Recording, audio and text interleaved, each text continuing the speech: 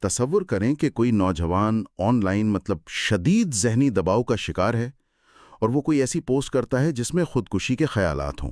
اب plate form کا جو اے آئی سسٹم ہے وہ فوراً اس خطرے کو بھانپ لیتا ہے اور اس کی جان بچانے کے لیے خودکار طریقے سے پولیس کو اس کے گھر بھیج دیتا ہے۔ بظاہر تو یہ لگتا ہے کہ واہ، ٹیکنالوجی نے کتنا اچھا کام کیا، جان بچ گئی۔ بالکل، ایک آئیڈیل اور بہترین نظام لگتا ہے نا؟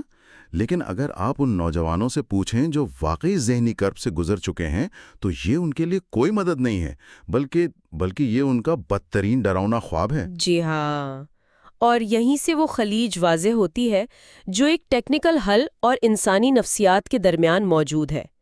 میں اکثر کہتی ہوں کہ ایک انجینئر کے لیے جو چیز مسئلے کا فوری حل ہے، ظاہر ہے وہ اسے ایک کوڈ کی طرح دیکھتے ہیں، لیکن ایک کمزور ذہنی حالت والے انسان کے لیے وہ ایک نیا صدمہ بن سکتی ہے۔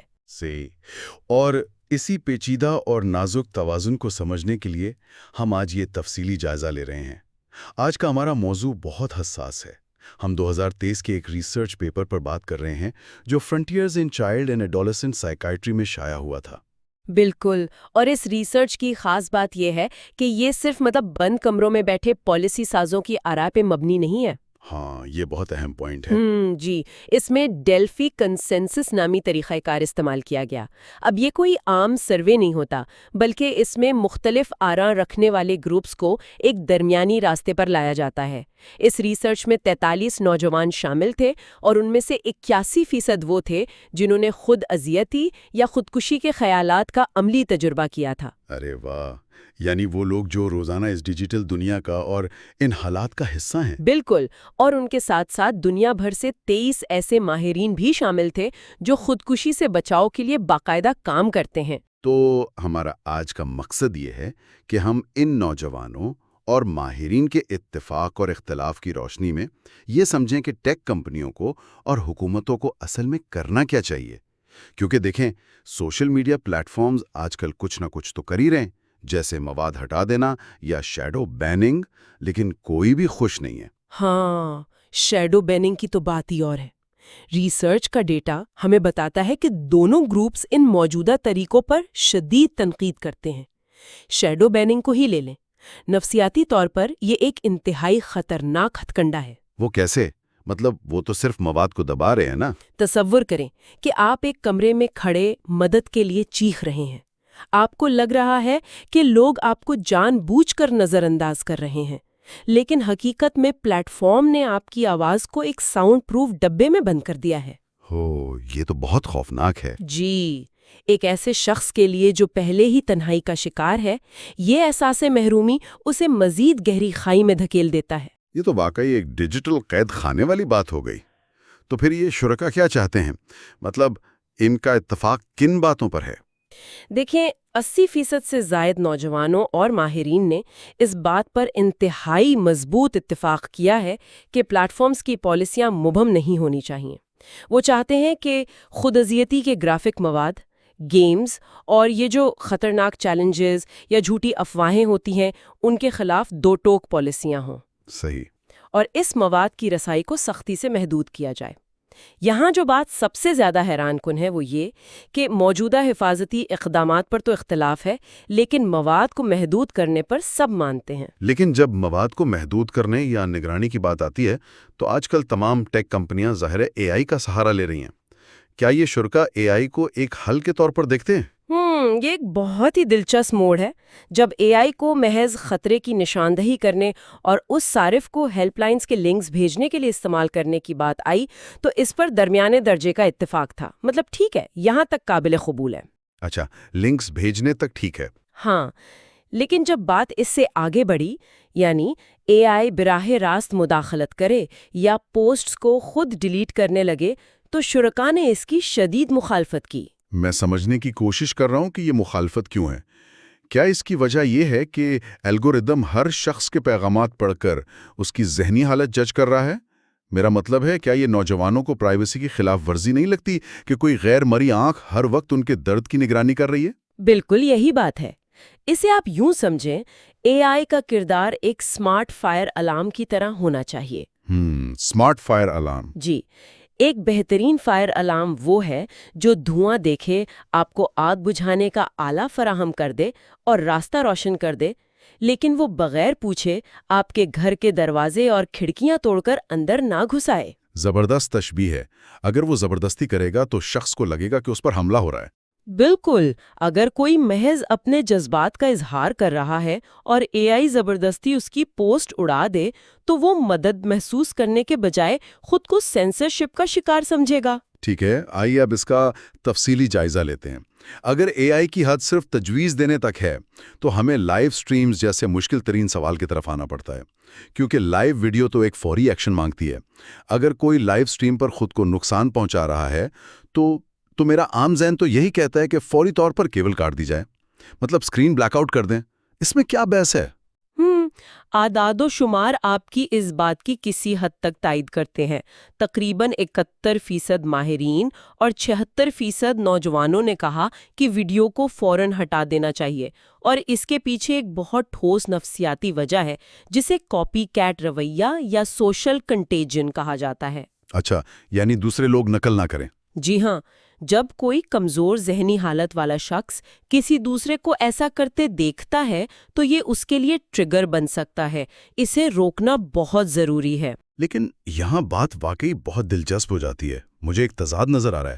اگر آپ فوری طور پر وہ ویڈیو بند کر دیتے ہیں تو آپ نے اس شخص کو باقی دنیا سے مکمل کاٹ دیا۔ کیا پتہ لائیو چیٹ میں کوئی اسے باتوں میں الجھا کر ارادہ بدلنے کی کوشش کر رہا ہو۔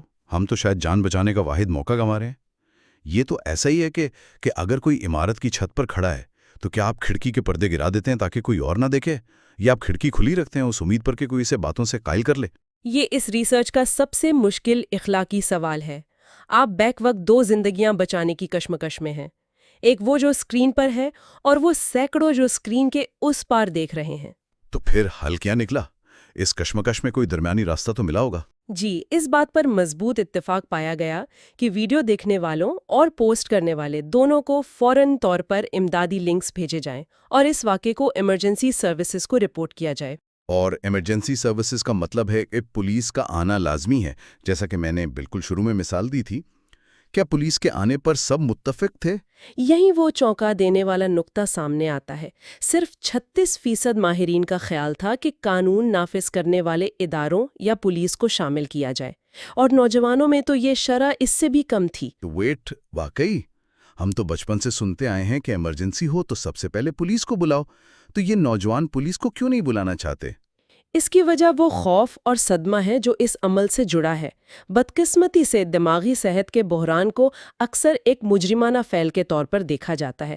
تصور کریں، ایک نوجوان کمرے میں شدید دباؤ میں ہے، اچانک باہر پولیس کی گاڑیاں سائرن بجاتی آتی ہیں، پڑوسی باہر نکل آتے ہیں اور اسے زبردستی ہسپتال منتقل کر دیا جاتا ہے۔ اوہو، وہ تو پہلے ہی پریشان ہے، یہ تو اس کے لیے ایک نیا صدمہ بن جائے گا۔ بالکل، وہ بحران حل ہونے کے بجائے ایک مجرمانہ سلوک بن جاتا ہے جس سے وہ خوفزدہ ہیں۔ تو اگر ٹیکنالوجی کی بھی حدود ہیں اور پولیس کا آنا معاملات بگاڑ سکتا ہے، تو مطلب ہم پھر سے انسانوں پر انحصار کر رہے ہیں۔